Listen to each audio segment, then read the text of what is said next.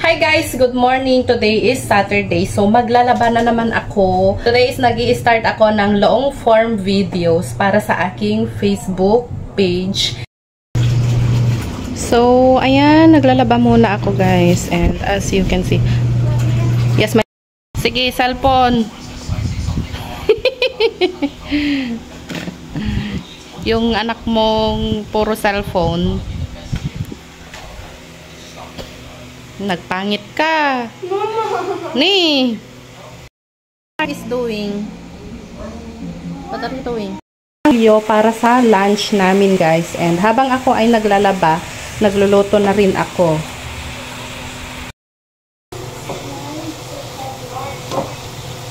Ground pork lang ito guys. So sinusutay ko lang itong ground pork muna. And after maisutay, nilagyan ko na yan ng salt and pepper. Wala akong bawang, kaya sibuyas na lang yung nilagay ko. Lalagyan ko na rin siya ng ito at saka carrots. Lagay ko na siya lahat. And lalagyan ko din siya ng green peas. So, ayan na. Nilagay ko na yung carrots at saka potato. Lalagyan ko din siya ng tomato paste. Ito nga pala yung ilalagay kong green peas. Lalagyan ko lang siya ng pork cubes.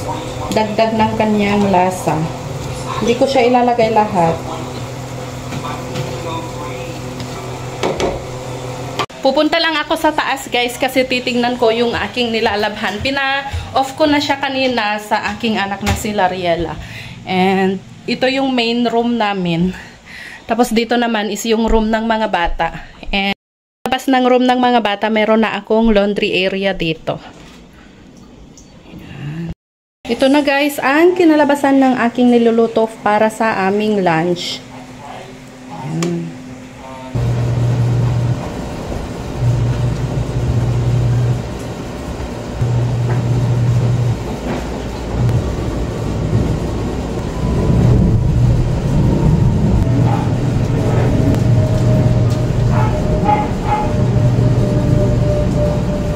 Pagkatapos nga namin kumain ng lunch guys, ay dumiretso na rin kami pumunta mag-grocery dahil wala na kaming grocery. And bumili na rin ako ng cake dahil si Lariela ay hindi siya nag-blow ng cake noong kanyang birthday. So yun lang. Thanks for watching. Blessed Sunday sa ating lahat. At kami ay nagpe-prepare para pumunta sa simbahan ngayon. Natapos ko na nga ayusan yung dalawa kong anak na babae at saka bihisan yung anak kong lalaki. Tayong mga nanay, pag may pupuntahan tayo bago tayo mag-ayos ng ating sariling katawan ay inaayusan muna natin ang ating mga anak. Say hi guys. Mark. Habang nga hinihintay namin yung oras ng pag-alis namin pupunta sa simbahan ay nagse-cellphone muna yung aking mga anak. Hi guys, tignan nyo yung aking panganay yung kanyang boots. Boots ko yan noon eh. Yan.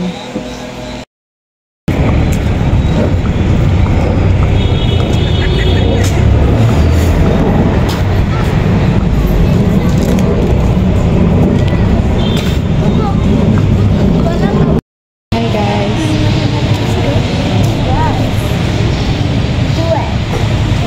So hi guys, today is Sunday and naisipan kong magluto ng biryani. Ito yung galing sa India. Binili ko siya sa India noon guys. So, magluluto ako. Nag-saute na ako ng chicken. And tignan nyo yung biryani. Ito yung favorite ko. Ayan.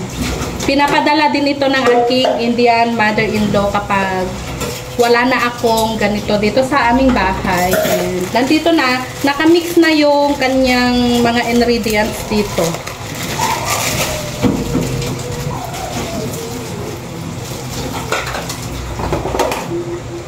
Ganyan yung kanyang itsura. Ayan.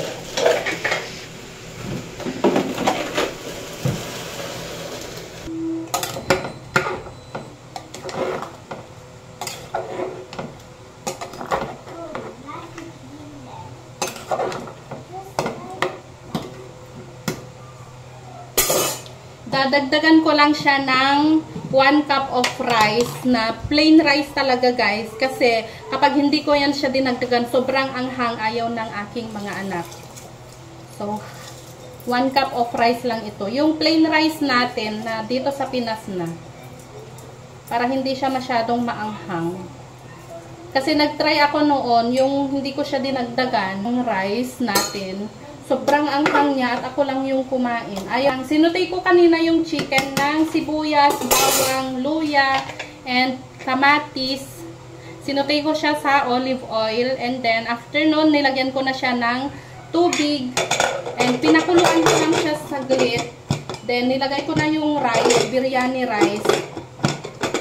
And ito, tatakpan ko na siyang ganito. Tapos, hihintayin ko siyang mag 8 whistle. Pag nag 8 whistle na siya, hihinaan ko na yung kanyang apoy.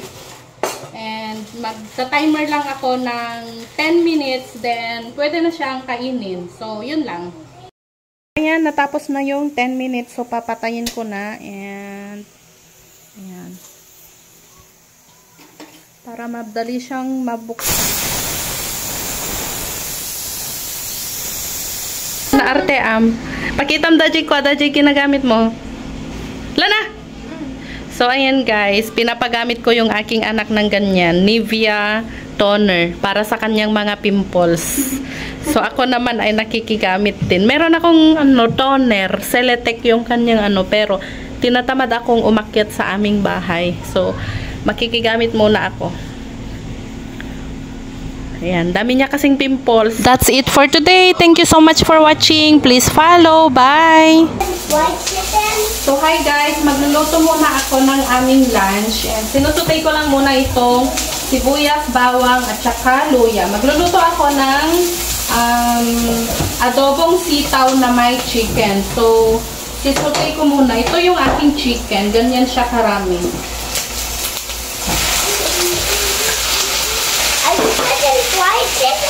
I'm not cooking fried chicken, my love. Only chicken adobo with sitaw.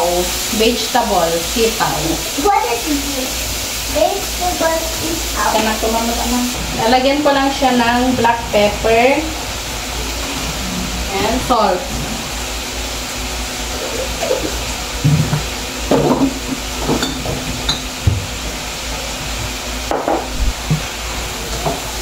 Taste-to-taste ko lang muna yung chicken.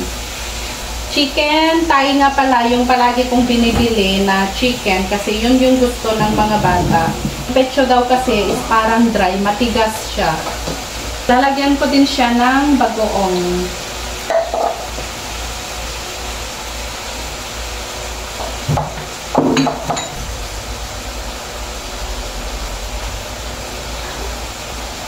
Lalagyan ko lang siya ng konting water. Ito nga pala yung sitaw guys, pero mamaya ko na siya ilalagay. Pag kumulo na itong aking chicken. Habang nga pala ako ay nagluluto guys, ay tinuturuan ko yung aking mga anak sa kanilang module. Tinitignan ko lang sila kasi alam na nila kung ano yung ginagawa nila. So hi guys, modular sila ngayon dahil walang pasok. And yan, yung aking mga anak. Sila Riela gumagawa ng English. Ito naman ay gumagawa ng math. At ito naman ay, what are you doing? Bad. Wait lang. So, ayan guys, ilalagay ko na itong sitaw. Ang daming sitaw, no? Gusto ko kasi yung maraming vegetable. Okay lang yan kasi pag hindi naman naubos, kakainin ko siya for dinner. And then, lalagyan ko lang siya ng toyo.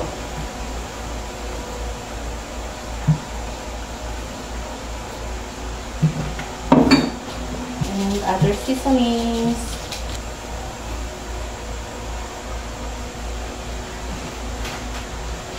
Yung sitaw nga pala guys, pinabili ko sa asawa ng kapatid ko. Meron silang pinagbibilhan doon sa Pasig na mura lang yung mga vegetable. Pati din yung mga fish daw doon, mura lang din. Parang siya, pwestohan ng mga bagsakan. Doon bumibili yung mga nagtitinda sa mga palengke. So, doon bumibili yung asawa ng aking kapatid. Last time daw, pumunta silang dalawa. Marami na silang nabili sa 700 pesos lang na budget.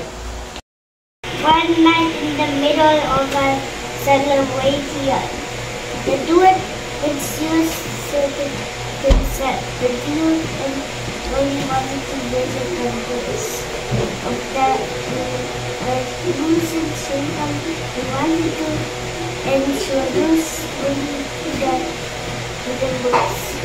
So, good evening guys. Magluluto ako ngayon ng yellow na pansit canton. Wait a minute! Sasahugan ko siya ng chicken balls. Piprituhin ko muna ito guys. Lutuin ko muna siya bago ako maggisa ng mga sahog niya. Sasahugan ko lang siya ng chicken balls at saka ng pork liver.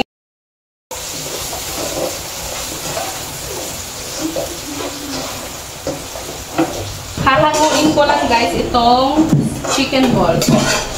Luto na siya. Igigisa ko na din itong sibuyas sa same pan. Ilalagay ko na din itong bawang. Dagdagan ko lang siya ng oil, pero yung i-oil ko is yung coconut oil para healthy siya. And then ilalagay ko na din itong pork liver. Pagkatapos ng pork, ilalagay na din natin itong beans. Baguio beans. Halo-halo, halo-halo. After ng Baguio beans, sunod na din natin itong carrot. Kutay-kutay lang natin. Yan na yung itsura ng pinaghalo-halo kong sinutay kanina. Lalagyan ko na din siya ng pepper, black pepper, and salt, konting salt, and then soy sauce, and halo-halo. After nyan ay lalagyan na natin ng water. Konti lang. Mickey nga pala yung ating noodles guys. Yung yellow. Hayaan lang natin siyang kumulo. Maglalagay nga pala ako ng pork cubes, dagdag lasa. Hayaan ko lang siyang kumulo-kulo. And ito na yung aking squid ball kanina. Ay, chicken ball pala siya. Alam nyo ba guys, may nakita ako sa isang apps na pinag-i-scrollan ko. Pag daw naghuhugas ka ng prutas at saka gulay, kailangan lagyan mo ng asin yung pagbababaran mong tubig, yung gulay, para lulutang daw yung mga hindi kaaya-aya, gano'n.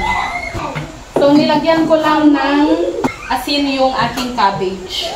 Yung cabbage naman guys, is mamaya ko pa yun siya dadagdag dito sa niluluto ko kapag ka naluto na. Ito nga pala yung Mickey na sinasabi ko guys, yung yellow na Mickey.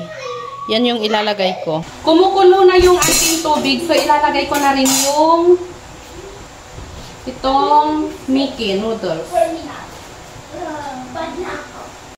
Yan na yung kanyang itsura guys. Nilagay ko na yung Mickey. Pag kumulo na rin itong Mickey guys, ay ilalagay ko na yung squid ball. Squid ball, chicken ball. Ganun lang kasimple magluto nitong. Ayan na siya. Nilagay ko na yung chicken ball. And then okay na yung Mickey. So ilalagay ko na itong cabbage. Ayaw naman kasi nating ma-overcook yung ating cabbage. Ako lang ba yung pagka magluluto ako ng cabbage, ayaw ko yung sobra siyang cook. So, i-off ko na itong, palan. And, habang kinahalo itong cabbage. So, ganyan lang. Ayaw ko yung cabbage na sobrang luto. Maluluto na lang yung cabbage mamaya. Ang problema pala ng aking Indian, yung biyanan kong Indiana guys, pag daw naghahawak ako ng aklo, ng ganito, nandyan na sabi niya dito daw ang hawakan. Pag kasi ako nagluluto, hindi ko alam dito yung nahahawakan ko. Ganyan. Sabi ng Indiana kong biyanan, ganyan daw dapat. Tas lumayo ka sa lutuan. Tinatawanan niya ako kasi hindi niya ako maturuan na hawakan dito. Ganyan lagi. Sabi pa niya, mainit daw, hot. Hindi daw baka mainit.